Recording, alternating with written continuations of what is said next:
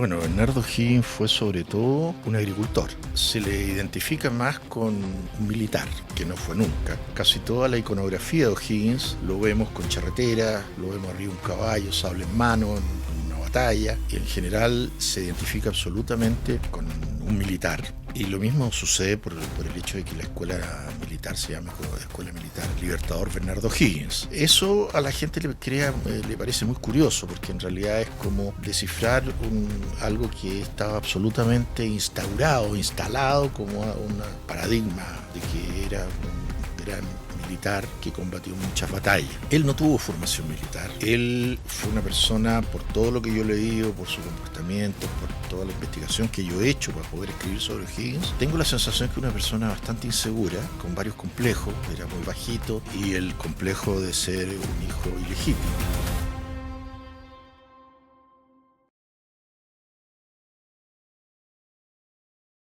Hola y bienvenidos a nuestro capítulo sobre Bernardo O'Higgins. Hoy estamos con Enrique Inda Goicolea. Enrique es arquitecto, productor de espectáculos nacionales e internacionales y miembro del directorio de la Sociedad de Bibliófilos Chilenos. Enrique ha publicado 2 novelas, O'Higgins, una novela en 2019 y O'Higgins, una novela, volumen 2 en 2021. Además de La derrota de Rancagua en 2022 y en 2024 El primer revolucionario, este libro que tenemos acá, sobre José Antonio de Rojas, un desconocido precursor de la independencia de Chile. Pero hoy día estamos aquí para hablar de O'Higgins. Gracias por aceptar nuestra invitación, Enrique. Gracias a usted. Decía en 1822 Camilo Enríquez sobre O'Higgins: supremo director de Chile, defensor glorioso de su libertad pontífica, fundador de su libertad civil, padre del pueblo, protector glorioso de la bella literatura, de las ciencias y las artes. ¿Quién fue Bernardo O'Higgins?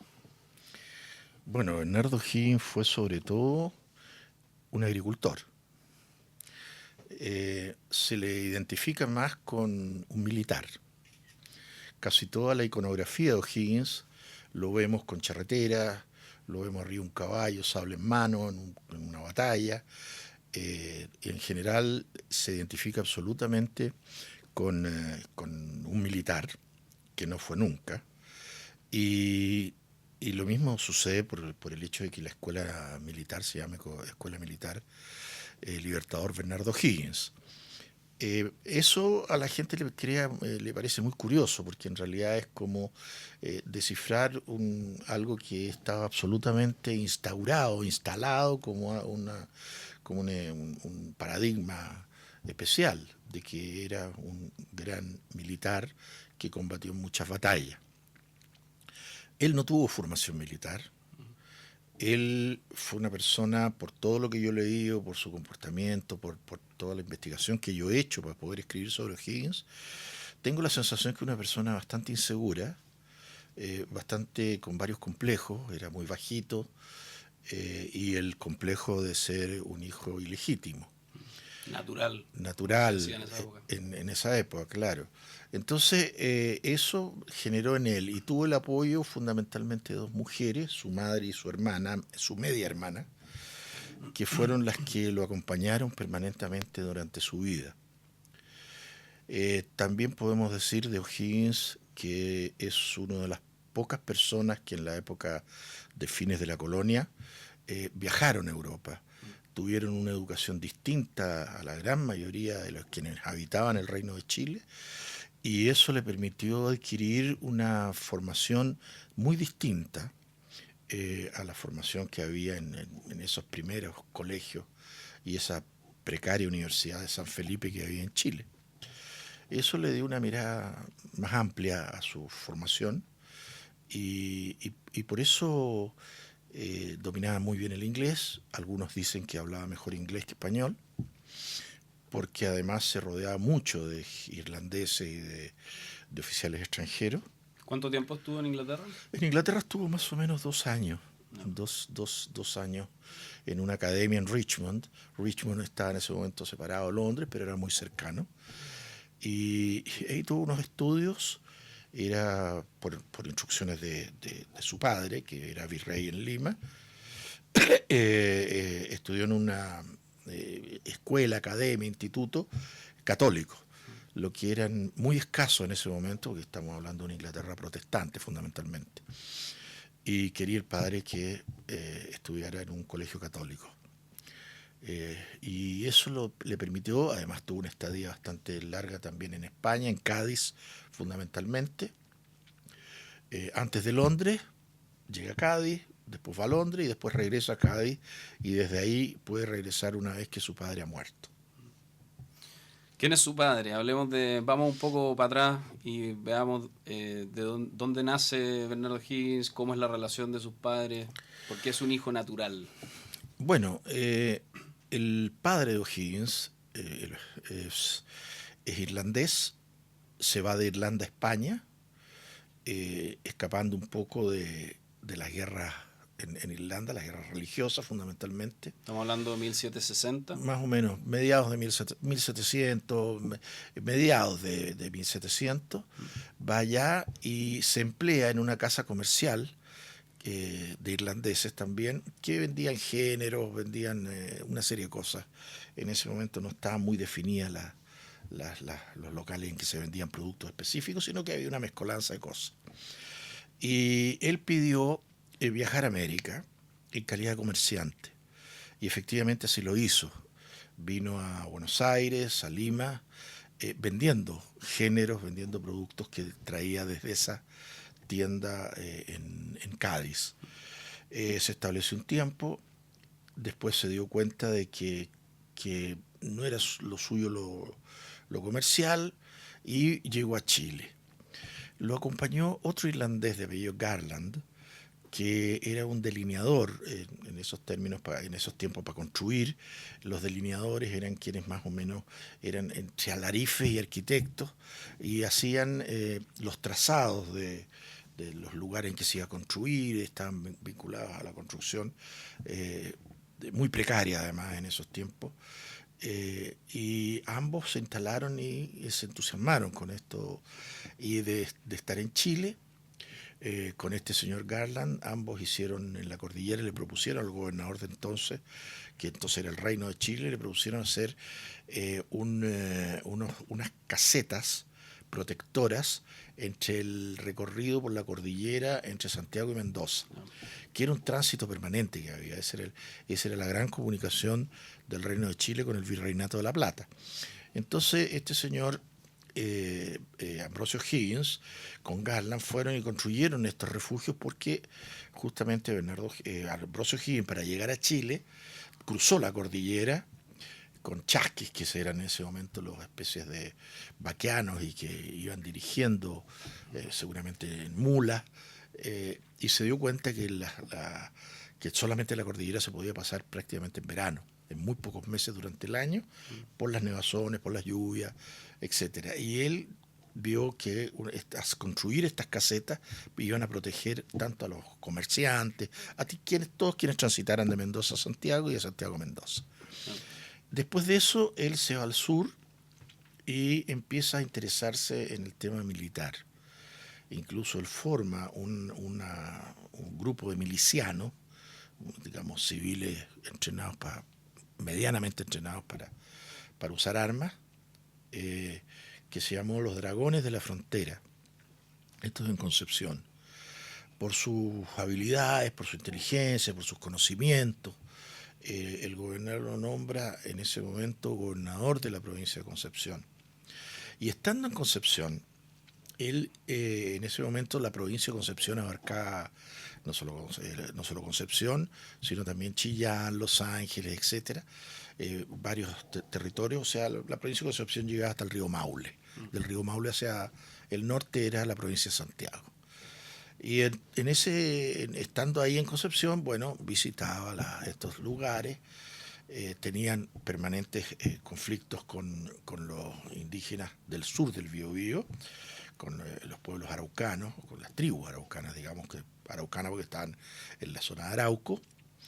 Y él tuvo varias cosas, pero varios enfrentamientos, como militar autodidacta, por así decirlo. Y por esa razón se dio cuenta algo que se venía haciendo de antes, que era negociar con los indígenas para evitar batallas, evitar cosas, hacer, y eso fue lo que se llamó los parlamentos entre el pueblo araucano y los civiles, y el ejército, digamos, en representación como autoridad de la provincia. Ahí conoce a la madre de O'Higgins, que era una muchacha muy joven, que hija del alcalde de Los Ángeles. Hay una diferencia muy grande, ella era lo que no es de extrañar, porque efectivamente las diferencias de edad entre el hombre y la mujer en los matrimonios, casi todos acordados y pactados de común acuerdo por los padres, más que por razones afectivas, eran así, la mayoría.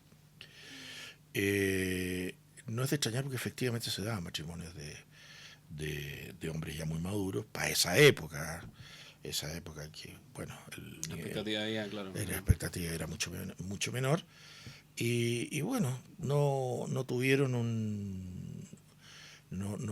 tuvieron una relación muy breve, no es una relación muy larga. Ella queda embarazada. Dicen que hubo una promesa de matrimonio de por medio, porque el padre de ella era Simón Riquelme, que era el padre de Isabel.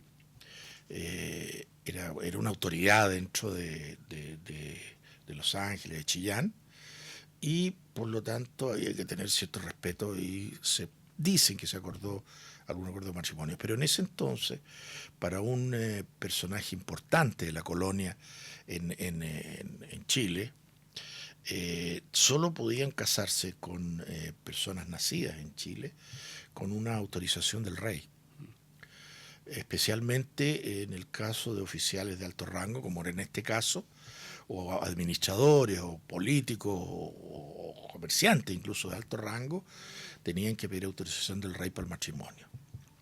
No se hizo la gestión, y la madre O'Higgins tuvo este hijo, que incluso hay cierta certeza, no hay documentos fidedignos de que ella en algún momento quiso deshacerse del recién nacido, cosa que era bastante común, entre paréntesis. Entonces, porque habían familias que sin poder alimentarlos los regalaban a personas que pudieran cuidarlos, alimentarlos, etc. Y esos son los padres de O'Higgins. Él, según lo que tengo entendido, nunca conoció a su padre. Sí, nunca conoció. Hay una novela que solo por cartas se comunicaban. Solo por cartas. Sí. Y la mayoría de las cartas eran de O'Higgins, de Bernardo a su padre, y no de su padre a él. Las cartas del virrey eran a otras personas hablando del tema de este hijo ilegítimo. Que se llamó Bernardo Riquelme. Hasta que pudo tener el apellido O'Higgins, que no se lo dio su padre cuando muere. Le regala la hacienda de las canteras, pero no el uso de su apellido. Y entonces, en ese entonces, bueno, esa fue la situación. Hay una novela que se llama El mulato Riquelme, en la que novelescamente dicen que pasando por Talca el padre conoció a su hijo ahí, pero sin que el hijo se enterara que él era su padre. No sé, eso es más ya parte del mito. Claro, la literatura. Bueno, y fue educado en Lima primero y después en Inglaterra. Esto financiado por el padre. Primero en Chillán. Ya. Primero en un colegio que administraban los jesuitas entonces. Donde aprendió Mapudungún. Porque a él le trajeron desde chico los hijos de los mapuches, araucanos, y en ese colegio precisamente querían inculcar a los mapuches, a los hijos de los caciques más destacados del pueblo araucano, querían inculcarles la religión católica y convertirlos al catolicismo, que era parte de lo que hacían los misioneros en ese momento en todo Chile, particularmente en este caso en el sur. Entonces ahí tiene sus primeros estudios. ¿Era buen alumno? ¿Era mal alumno? Era un alumno bastante retraído, era buen alumno al parecer, lo tenían bastante aislado por instrucciones de su padre, que todavía era gobernador en Chile, antes de ser virrey. Entonces dio instrucciones a los curas, a los frailes en este caso, de que por ningún motivo se vinculara a muchas personas, porque ya se rumoreaba que él era hijo ilegítimo del gobernador de Chile. Entonces, que tuviera pocas relaciones. Sin embargo, parece que durante su estadía su madre lo fue a ver un par de veces. Ahí conoció él supuestamente a su media hermana, porque la madre de O'Higgins se casó después con un señor Rodríguez, y tuvieron una hija que es la Rosa Rodríguez, que después con los años ella misma se decía que era Rosa O'Higgins. Así que ahí fue su primera educación, y de ahí lo mandan a Lima. En Lima lo recibe un irlandés también, porque el padre tenía un círculo de amigos irlandeses en distintos lugares. Yeah. Tenía un círculo bastante hermético, tanto en el sur como en Lima, donde había estado anteriormente vendiendo género. Que en esa época los irlandeses eran aceptados en América porque eran católicos. Exactamente. Y había mucha reserva con los ingleses y los franceses. O sea, eran extranjeros no deseables en el Reino de Chile. Bueno, a raíz de eso, él sigue sus estudios allá. Un señor de apellido Blake, irlandés, es el que lo acoge como apoderado, y él logra, a partir de sus influencias, de que estudie en un colegio muy pituco, digamos, en Lima. Ahí, y cuando al gobernador de Chile, al padre, lo nombran virrey y va al virrey asumir el cargo de virrey en Lima, ahí él gestiona para que se vaya a Londres y no esté cerca de él. Y ahí contacta también con un chileno de la Cruz, que eran amigos de él cuando había sido gobernador, y lo nombra apoderado, y que lo envía desde España, desde Lima, lo envían a Cádiz a juntarse con este señor, que era un comerciante muy rico, que tenía bastante sensibilidad por el arte, una persona que después fue muy famosa porque tradujo un libro de L'Abate Molina, que está escrito en italiano, en genovés, que es uno de los libros importantes dentro de la historia de Chile. Y ahí llega a Londres. Y de Londres vuelve a Cádiz por una serie de asuntos que sería largo de explicar. Y él quiere volver a América. En Cádiz lo pasó muy mal, entiendo. Muy mal. Estuvo enfermo. Estuvo muy enfermo porque vino la peste negra, que se llamaba, que mató a uno de sus primos políticos. Y él estuvo medio agonizando. Dicen que le hicieron unas curativas, no sé, hay varias versiones al respecto. Se pudo recuperar milagrosamente, y coincide esto con que su padre muere, y con que en el testamento de Ambrosio O'Higgins le deja esta hacienda en el sur que él había comprado cuando era gobernador en Concepción.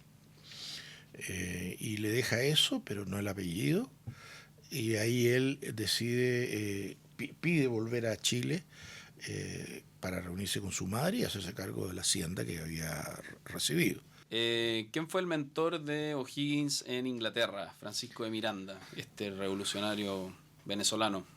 Sí, es un personaje bastante singular, muy importante dentro de la independencia de América, porque él tenía un proyecto de América, no de los países separados, o digamos los reinos o virreinatos separados, sino como el gran continente americano. Estilo Gran Colombia. Estilo Gran Colombia, y por eso Bolívar también tiene el mismo pensamiento, esa misma intención independentista. Bueno, Miranda era un personaje muy especial. Según varios historiadores, dicen que era un espía de la corona británica, y que de alguna manera Miranda le entregaría información a la corona británica de lo que estaba pasando en América. Y en ese sentido es bastante posible, porque tuvo mucha relación con el gobierno, con el primer ministro Pitt, que era entonces. Y a raíz de eso, él iba incorporando discípulos a estas ideas y los congregaba y generaba, digamos, se transformó en una especie de maestro, de un promotor y maestro muy documentado, muy culto.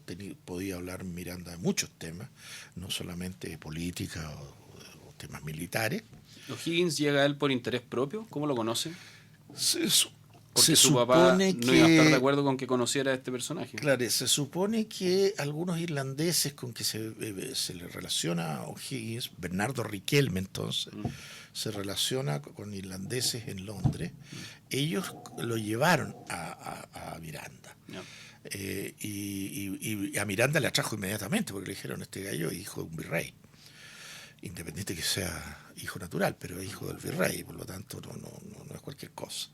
Y eso le interesó también a Miranda, que fuera hijo de virrey.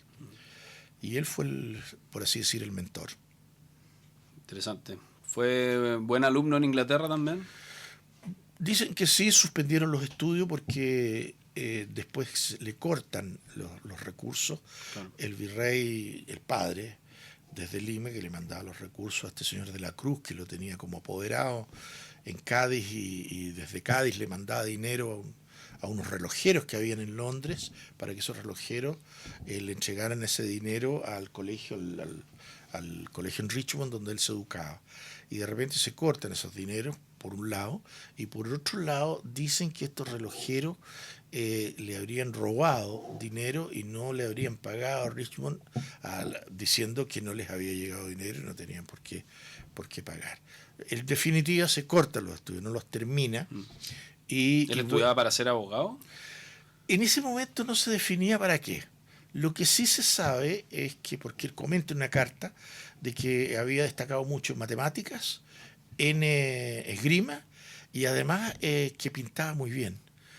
Pintaba acuarelas, pintaba con... que se hacía mucho en ese entonces, eran miniaturas, o sea, pinturas pequeñitas. ¿Sobrevivió alguna pintura de sí, Higgins? Sí, hay varias. Una es un retrato que hace de un supuesto romance que tuvo en Inglaterra con Carlota Hills, y después hay unas acuarelas que pintó en Perú, después del exilio en Perú, ahí pintó unas acuarelas. ¿Y esas siguen en Perú? No tengo idea dónde están. San Martín también pintaba. Ah, mira, interesante. Después, bueno, pasa por Cádiz. Ahí conoció a Carrera en Cádiz, porque poco se sabe de esa estadía. Es muy difícil que lo haya conocido, porque el que sí dicen que lo conoció es San Martín. No. O'Higgins no tuvo nada que ver estando en Cádiz con la guerra napoleónica. No. Él estuvo ahí en Cádiz, trató su apoderado de la Cruz en que se interesara en el comercio, le dio, digamos, lo vinculó a su administrador de su negocio, para que él se metiera en ese rubro. Pero él parece que no le interesó mucho, pero sí empieza cuando le llega la noticia de que él ha heredado una hacienda de su padre, él inmediatamente empieza a buscar libros de agricultura en Inglaterra, y se trae algunos de esos libros y después empieza a encargar libros que él mismo va traduciendo para explotar la hacienda en las canteras. Y llega a Chile alrededor de 1804, ¿3? Más o menos por ahí. A dedicarse al campo, porque decía usted que es un agricultor más. Y eso es lo que él reconoce que es lo que más le apasionaba. Reconoce que era lo que más le apasionaba. De hecho, en el exilio en Lima, en Perú, también está en una hacienda, la hacienda de Montalbán, y se dedica a cultivar la hacienda, se dedica a la agricultura.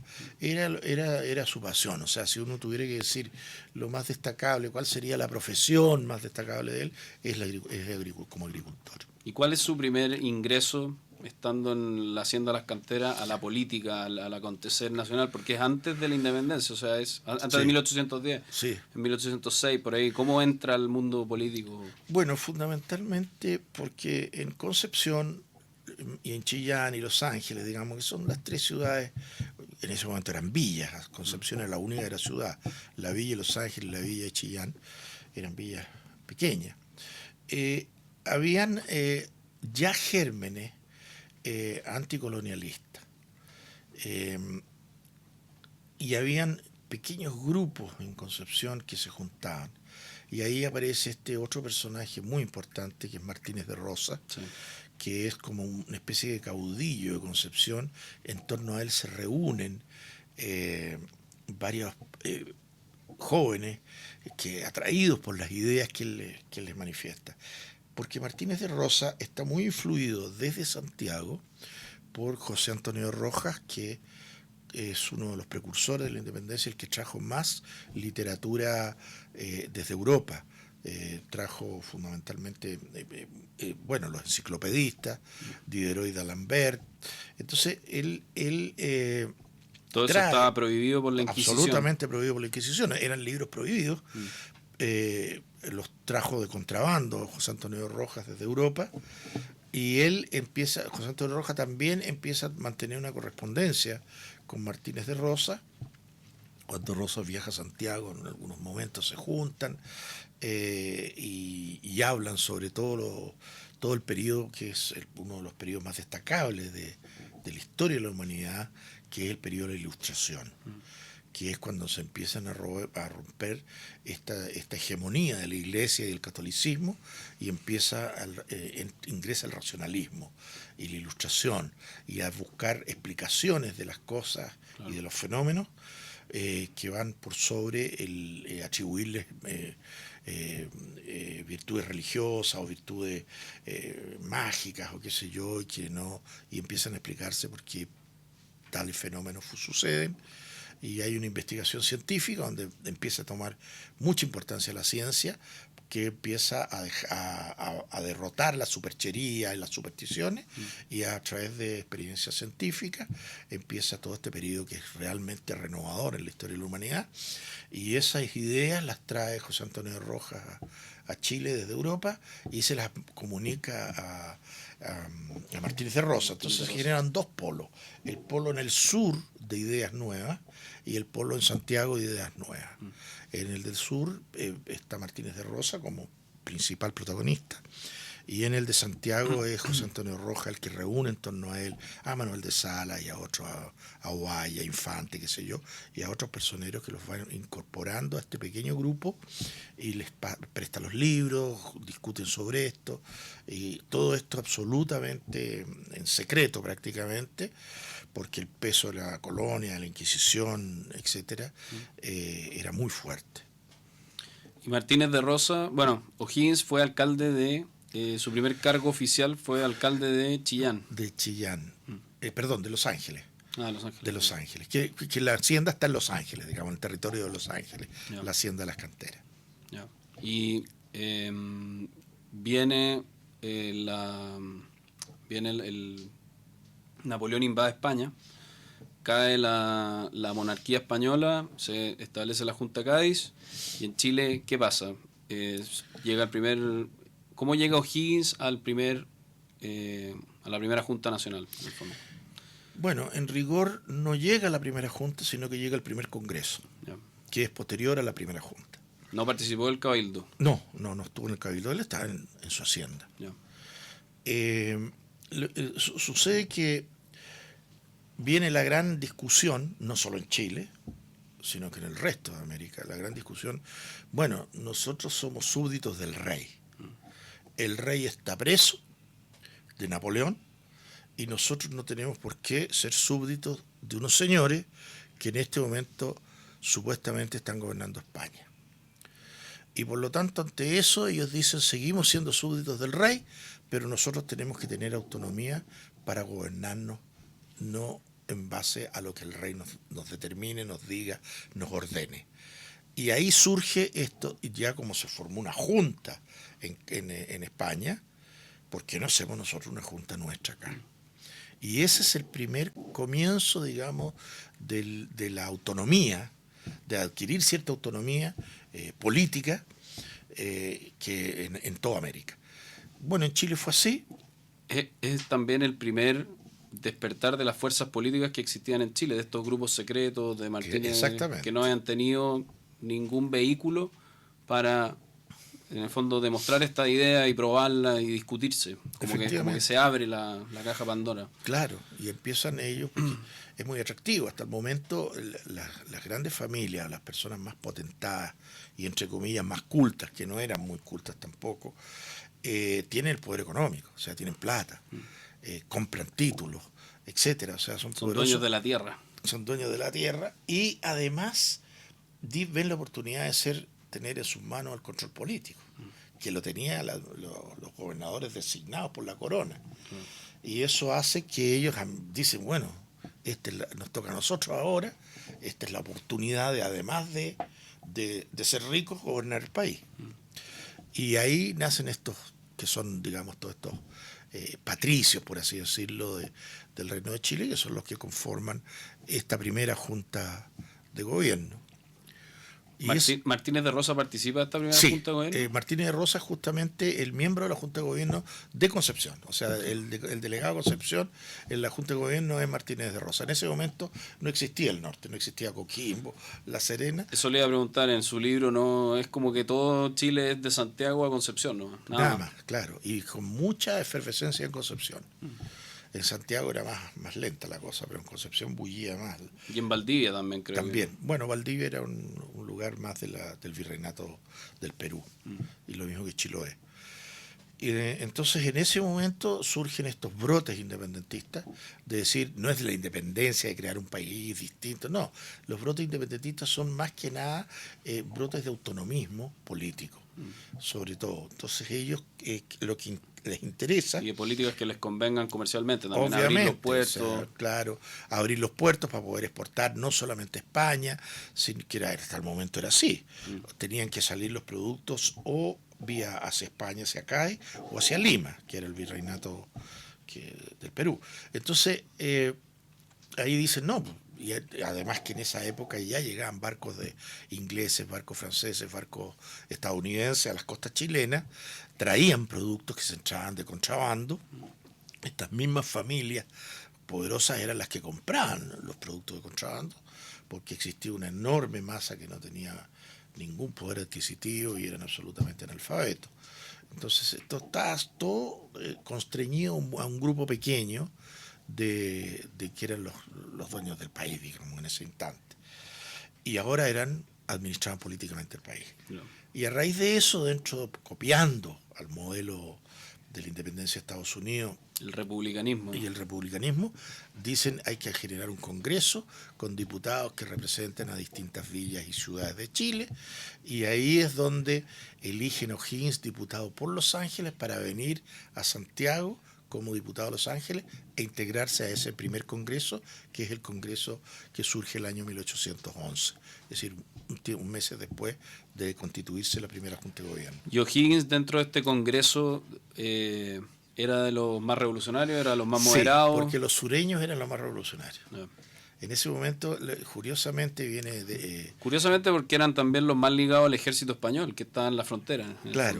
Claro, y los que tenían más... no sé por cuáles son las razones, pero efectivamente el sur, en ese pedazo de la historia, es como más revolucionario, más audaz, y resulta que tenían una cosa a favor. Tenían un mejor ejército. Tenían un muy mejor ejército, porque ahí estaba concentrado el ejército, al lado norte del Biobío, para contener los avances del pueblo araucano que cruzaba el Biobío y defender, digamos, todas las villas que se habían poblado, se habían ido,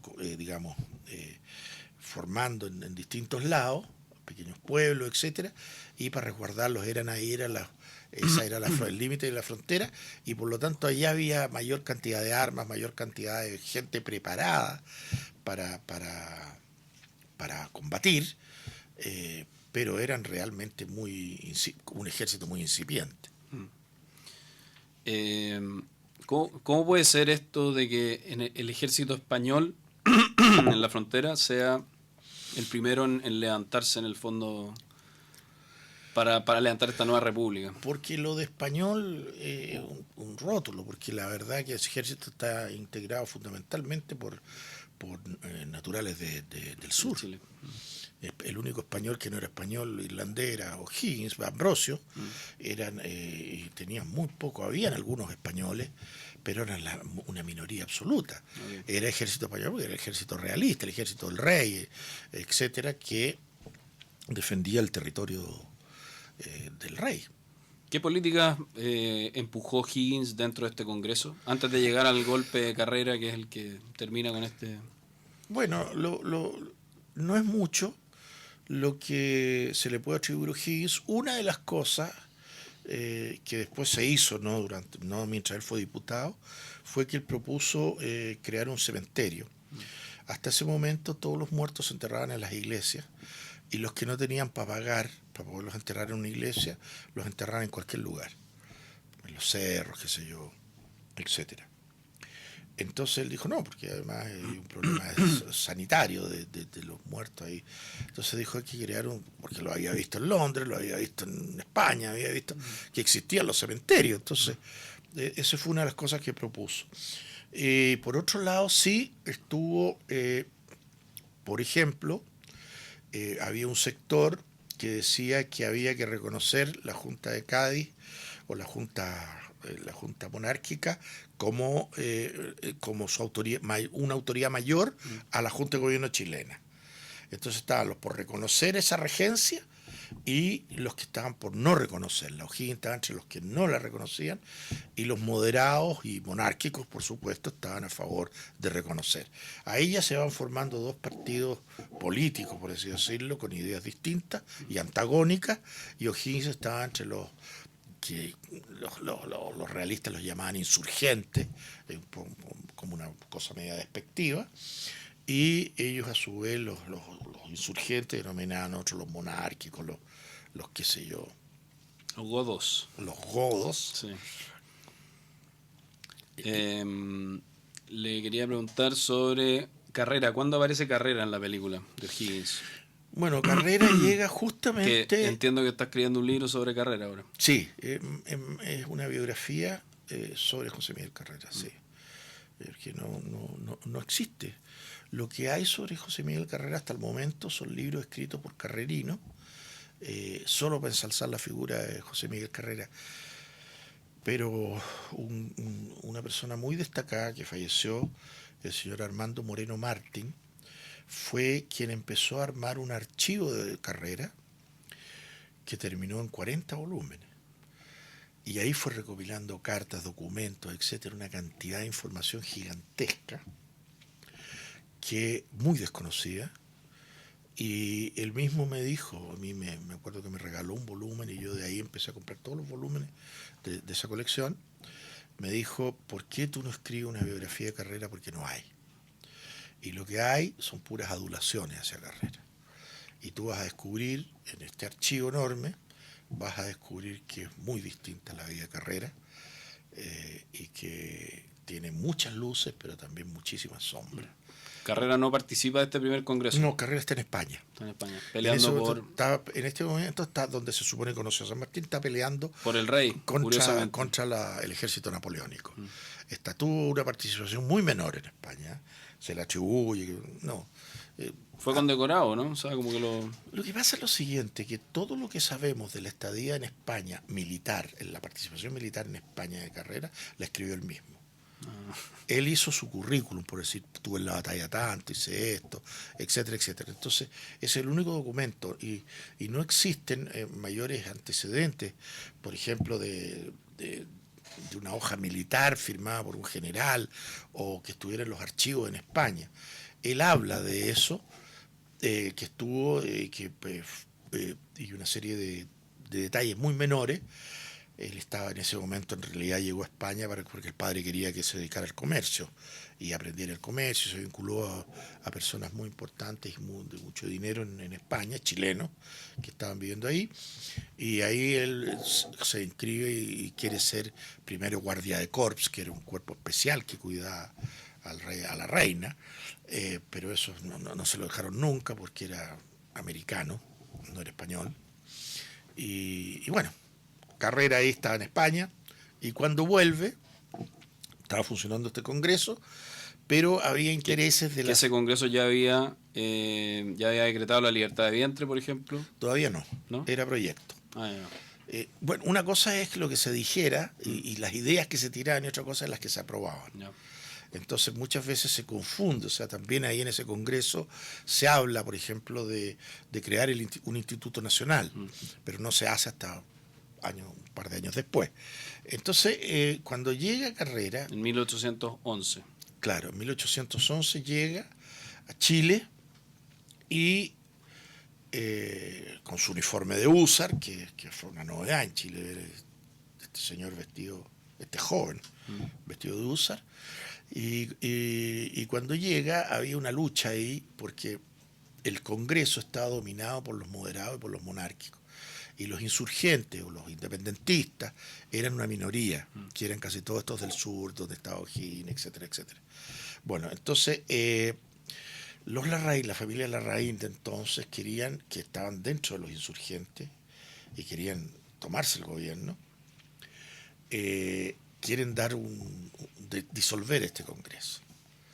Y para disolverlo usan a Carrera.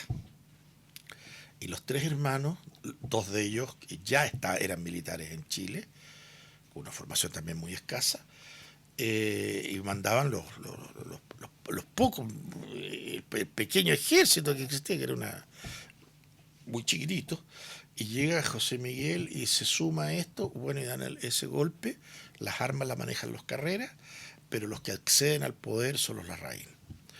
Y entre los Larraín estaba Juan Maquena, que era un ingeniero que había trabajado para el virrey O'Higgins en Lima y que llegó a Chile y que fue una especie, Maquena fue una especie de instructor de Bernardo O'Higgins en temas militares.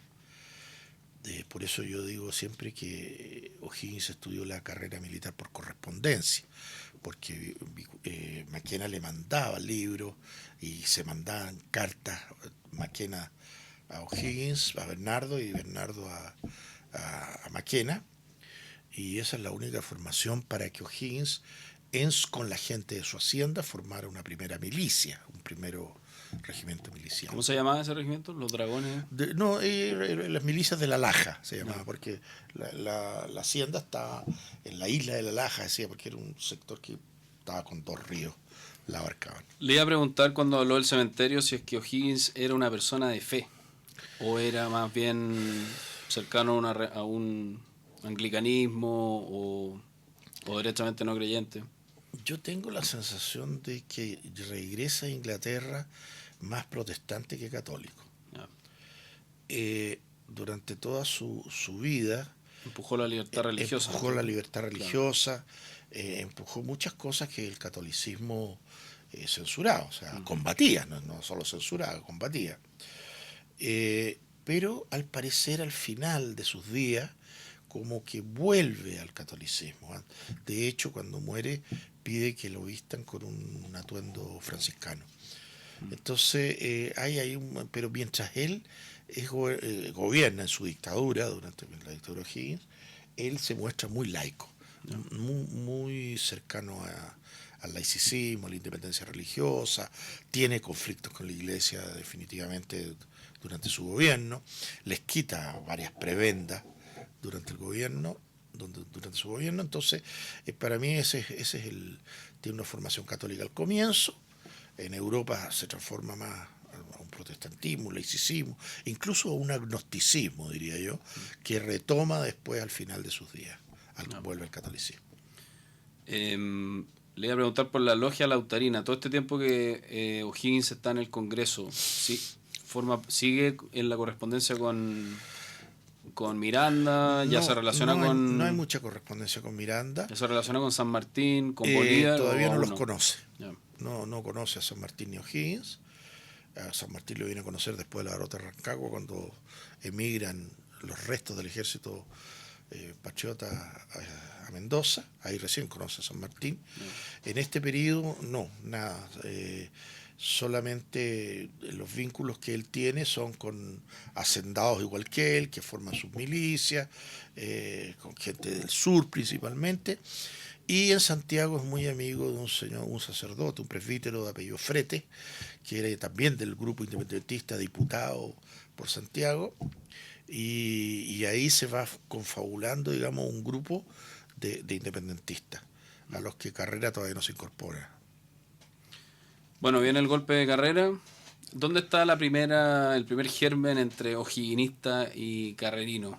Yo diría que ¿Tiene también una parte de ideas también? ¿De que uno persigue un país un objetivo político distinto para el país? Bueno, ahí hay una gran diferencia entre uno y otro. O'Higgins piensa el país como república. Quiere copiar Europa y Estados Unidos, más inclinado hacia el sistema inglés, con representación, con primer ministro, etcétera, donde el rey es no digamos que un ente decorativo, tiene influencia, se le respeta, etc. Una monarquía constitucional. Claro, pero es una monarquía constitucional. Entonces, ese sistema a él le parece lo mejor para esta incipiente independencia chilena. Y Carrera pertenece a una familia muy poderosa, que se sentían ellos que tenían por cuna y nacimiento el derecho a gobernar Chile. O sea, tenían mucho más derecho que otros a gobernar Chile y por lo tanto, ahora gobernar Chile, ¿para qué? Eso no está claro porque el ideario carrerino no existe en ese momento. No es que Carrera tuviera una fracción con determinado proyecto político para Chile. ¿No era Estados Unidos su modelo? Era Estados Unidos su modelo, pero ese lo adquiere después. No ahí, en esa época no es su modelo, no conoce Estados Unidos, sabe poco de Estados Unidos. El objetivo era sacar a España, no se lo sabían para qué. Sacar España y tomar ellos el gobierno. O sea, ellos reemplazar al Congreso, ellos reemplazar, etcétera, y eso es tremendamente brutal cuando viene este golpe de Estado de Carrera, el segundo, porque en el primero gobiernan los larraínes, y después Carrera, que es familia que compite con los larraínes, se toman el poder. Y ahí ellos se adueñan y le suben de grado a sus hermanos, qué sé yo, meten a familiares en el gobierno, empiezan a manejar como una familia, como una especie de dinastía que se apodera del gobierno y empiezan ellos digamos, a gobernar, etcétera. Entonces, ese golpe es cuando O'Higgins, la primera discrepancia de O'Higgins, diputado del Congreso, con Carrera, tomándose por un golpe militar el gobierno, viene la discrepancia. Y se va O'Higgins al sur, dice que está enfermo, que quiere ir a reponerse a su hacienda, que ha dejado su hacienda, que quiere estar ahí en la agricultura, etcétera, etcétera. Y en ese regreso de O'Higgins allá empieza a vincularse nuevamente con Martínez de Rosa y con la gente que estaba en el sur, etcétera. Y ahí cuando se genera esta animadversión a Carrera por el hecho de haber atropellado un proceso de democratización de alguna manera al existir el Congreso. ¿Hubo guerra civil? ¿Alcanzó a haber guerra civil? ¿Hubo enfrentamiento entre O'Higgins y Carrera? Estuvo a punto. De hecho, hubo un solo enfrentamiento armado, que es cuando O'Higgins regresa para derrocar a Carrera, o para que Carrera acepte determinadas condiciones haga una constitución, etcétera, etcétera, un nombre, un congreso, un senado, para que esta cosa se democratice y que el pueblo sea el que elija, y no que se gobierne a través después de una zona militar. Y que no fue una, fueron varias. Claro, entonces ahí es la primera discrepancia, digamos, entre O'Higgins y los Carreras. Entonces cuando regresa exigiendo que cambie esa dictadura y que se elijan nuevas autoridades, etcétera, es cuando viene con el ejército del sur y se enfrentan en tres acequias, que es el primer encontrón, pero O'Higgins, que era muy mal militar, venía avanzando con unos... ¿Por qué era tan mal militar? Bueno, porque por ejemplo en este caso aquí se demuestra. Él tiene un ejército, supongamos, de mil y tantas personas, pero el ejército está compuesto con pequeñas divisiones. Entonces él avanza con una división pequeña y los otros van avanzando a poco. Entonces cuando llega al río Maipo, él decide atacar a la gente de Carrera, que estaban al otro lado del río, con esa pequeña parte de su ejército, en vez de reunir a todo su ejército, hacer un ataque de verdad. Y ahí se nota la impericia absoluta, pierde, le matan el caballo, qué sé yo. Y ahí muestra que no tiene. Después hay otro hecho, bueno. Y ahí Carrera lo perdona. Le perdona esta insurrección. Y ahí se perdonan porque es mutuo el perdón. Yeah. De alguna manera O'Higgins le sigue insistiendo después de eso, porque no lo toman prisionero O'Higgins, sino que logra escapar y empieza a reunir su ejército. Ahora sí, dice, después de esta, yo tengo que juntarme con el resto de mi ejército para generar un ejército poderoso que sea capaz de tomarse Santiago. Y en ese periodo es cuando se está tomando el ejército, cuando llegan a una negociación ambos. Y hay pero en esa negociación históricamente cede mucho más O'Higgins que lo que cede Carrera. Carrera sigue en el poder, Carrera. Y sigue en el poder. Y viene llegando el ejército español a... Y en eso aparece que el ejército español ha desembarcado en el sur. Claro. Y eso los une en contra claro. del objetivo común. Ahí se unen obligadamente. El 2, bueno, de ahí viene, hablemos para terminar esta parte, porque yo creo que vamos a tener que hacer una segunda parte, porque estamos largos. Estamos indagando harto en la primera parte, no hemos llegado ni al desastre de Rancagua. Terminemos hablando del desastre de Rancagua. ¿Cómo llegamos al desastre de Rancagua? Que es un poco lo que viene ahora con la llegada del ejército español. Bueno, hay dos formas de mirar la batalla de Rancagua. Una es la tradicional. Yeah. Un acto heroico. Entonces se hace de la batalla de Rancagua un acto heroico, valiente, los chilenos que resistieron, etc. Y lo mío, mi postura es distinta, es una derrota terrible, es una barbarie, una masacre, no hay de qué enorgullecerse de eso, muy por el contrario, es el resultado de una situación política caótica en ese minuto, de unas diferencias entre Carrera y O'Higgins enormes con respecto no solo a la estrategia, sino que además a las desconfianzas mutuas, porque Carrera creía que O'Higgins lo iba a atacar y no iba a combatir contra los realistas, que estaba armando su ejército y pedía apoyo de caballos, de armas, de municiones, de pólvora, qué sé yo, a Santiago para reforzarse, para parar al ejército español que venía avanzando del sur hacia el norte. Y Carrera dice, no, este señor lo que está haciendo es armándose y en vez de atacar a los realistas me va a venir a atacar a mí. Entonces se genera esa desconfianza. En medio de esa desconfianza hay distintas opiniones con dónde tenía que situarse el ejército, dónde había que enfrentar a los españoles, etcétera, pero termina predominando la postura de O'Higgins, que era defender Rancagua. Pero no era defender la villa de Rancagua, encerrarse en la villa, sino que la villa de Rancagua había que defender el río. Entonces, y no dejar que los realistas pasaran el río. Entonces, estar fuera de Rancagua con todas las tropas para impedir que el ejército cruce el río. El Cachapoal. El río Cachapoal, claro. Y ese es esa era la idea. Pero resulta que para poder cubrir el Cachapoal, que era muy extenso y que tenía varios vados por donde se podía pasar, necesitaba un gran ejército y no lo tenía O'Higgins. Entonces se suponía que José Miguel Carrera iba a venir él, iba a venir Juan José con su división, que era muy grande, Juan José Carrera, iba a venir Luis Carrera con su división, y todos ahí iban a armar la defensa del río Cachapoal, la defensa de la ribera norte en el río Cachapoal.